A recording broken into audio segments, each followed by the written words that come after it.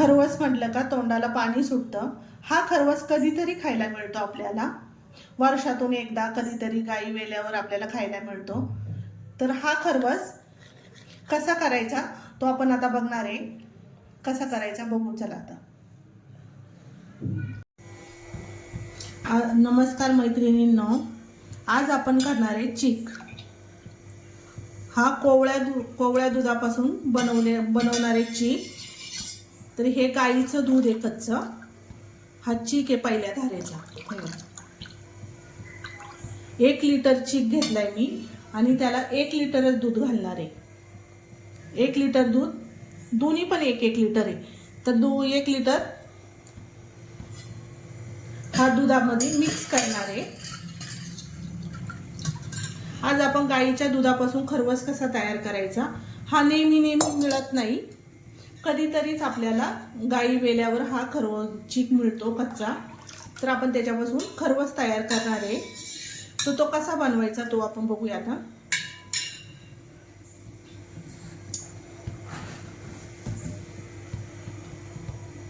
अगदी छान वड्या पडल्या पाहिजे त्याच्या, लय पातळ पण नाही झाला पाहिजे आणि खूप घट्ट पण नाही झाला पाहिजे। त्याच्यासाठी मी साखर वापरणार आहे।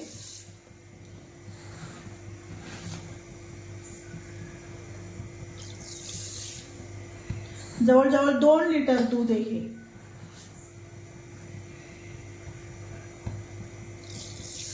2 लिटर दुधाला मी 3 वाट्या साखर घातली।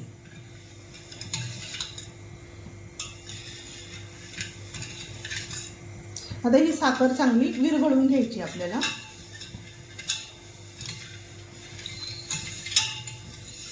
चांगलं पाणी होईपर्यंत साखरेचं आपल्याला विरघळायचं आहे। हे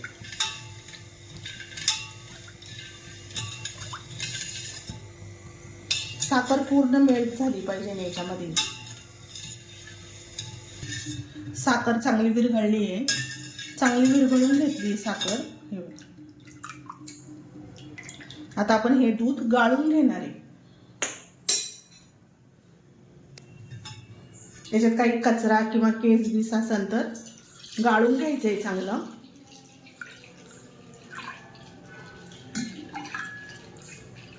मी आता हे 2 पद्धतीने लावणार आहे।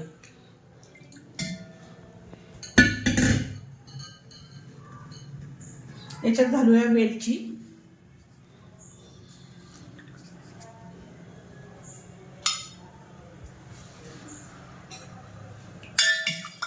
वेलची पूड चांगली हलवून घ्यायची आहे। काय होतं वरती नाही हलवली तर वरती तरळते ती, म्हणून चांगली हलवून घ्यायची। आता मी हे पसरट कढई ठेवली आहे चांगली आणि त्याच्यात पाणी उकळायला ठेवले आणि हे ताट ठेवणार आहे पसरट असं।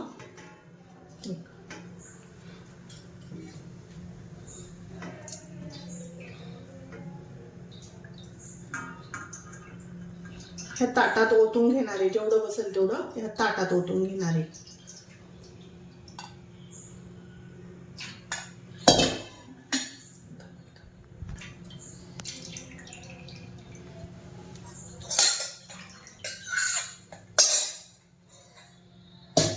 आणि चांगला मोठा गॅस करायचा आहे। आता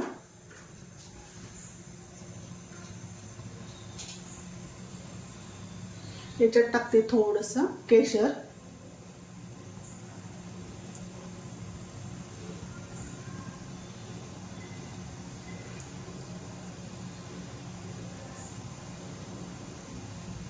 याच्यावर आपण आता झाकण ठेवायचंय चांगलं आणि याला चांगलं अर्धा तास होऊन द्यावं लागणार आहे। अर्धा तासासाठी ठेवून देणार आहे। आता हे राहिलेलं जो चीक होता त्याच्यात आता वेलची घालून घेणार आहे आणि हे कुकरला लावणार आहे।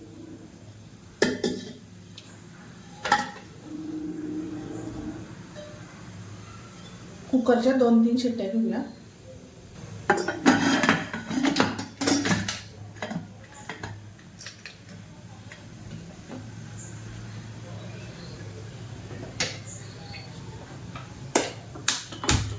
आता याच्या चांगल्या 2-3 शिट्ट्या घेऊया आपण। आता हे आता खोलून बघूया आपण।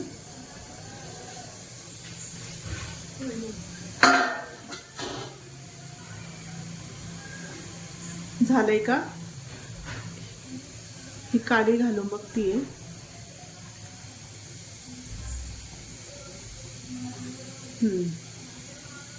झालेलं आहे हे चांगलं.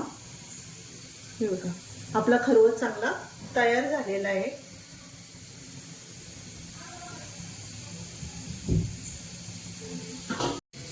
आता हा कुकर पण झालेला आहे. हा पण बंद करून टाकूया. याला थंड होऊन देऊया.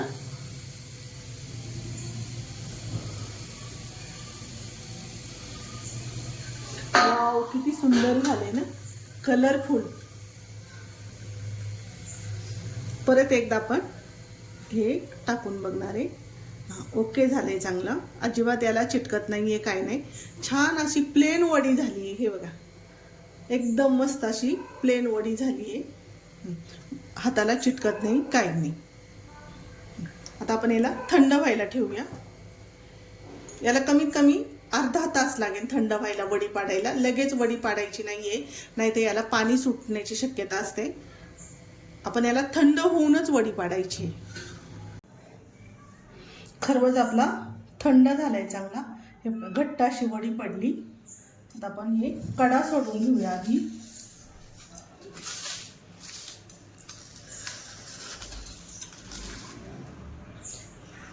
याच्या एकसारख्या चांगल्या वड्या पाडून घ्यायच्या.